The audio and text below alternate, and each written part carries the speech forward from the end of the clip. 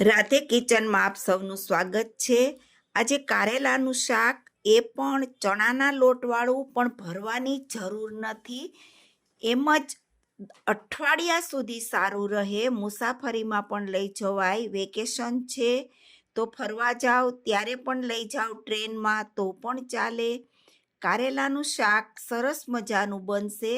આ 150 ગ્રામ જેટલા કારેલા છે। આપણે આ રીતે ધોઈ સાફ કરી અને અંદરથી બી કાઢી આવી લાંબી લાંબી પતલી બધા જ કારેલાની ચીર બનાવી લેશું। પ્લીઝ આપ સૌ રેસીપી પૂરી જોજો, મને સપોર્ટ કરજો, લાઈક કરજો।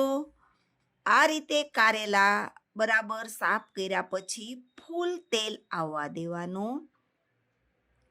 ફૂલ તેલની અંદર ગરમ હોય ત્યારે જ આ રીતે કારેલાને આપણે તળી લેવાના છે, લાલ ના થાય એવું ધ્યાન રાખવાનું। એક બટેટાની આ રીતે ચિપ્સ તળવાની, કેમ કે એકાદું બટેકું હોય તો સ્વાદ વધારે સારો આવે છે। ચિપ્સને પણ કારેલાની સાથે આપણે આ રીતે તળી લેવાની। હવે આપણે કારેલાનો મસાલો કરીશું।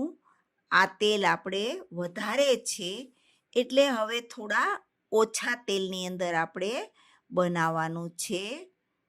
હવે આપણે 50 ગ્રામ જેટલું તેલ મૂક્યું છે, એમાં ઝીણું ઝીણું કાપી અને લસણ સાતળવાનું છે। લસણ સતળાઈ જાય એટલે 1 ચમચી આદું નાખવાનું છે। ત્યાર પછી આપણે 2-3 ચમચી મોટી ચણાનો લોટ નાખવાનો છે। ગેસ અત્યારે સાવ ધીમો કરી દેવાનો છે। એકાદ મિનિટ સુધી આપણે ચણાના લોટને આ રીતે શેકી લેવાનો છે। પછી આપણે 1 મોટી ચમચી ગોળ નાખવાનો છે, એટલે કારેલાનું શાક ખાવ છો એવી ખબર જ નહીં પડે।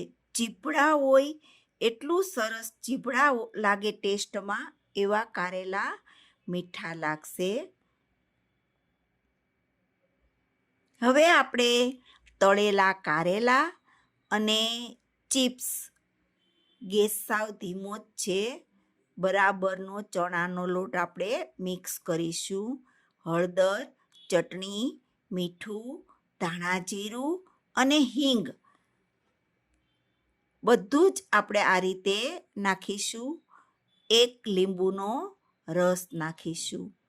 ગોળ અને ખટાશ બંને મિક્સ થશે, શાક બહુ સરસ લાગશે। 5 મિનિટ આ રીતે આપણે એને ઢાંકી દઈશું।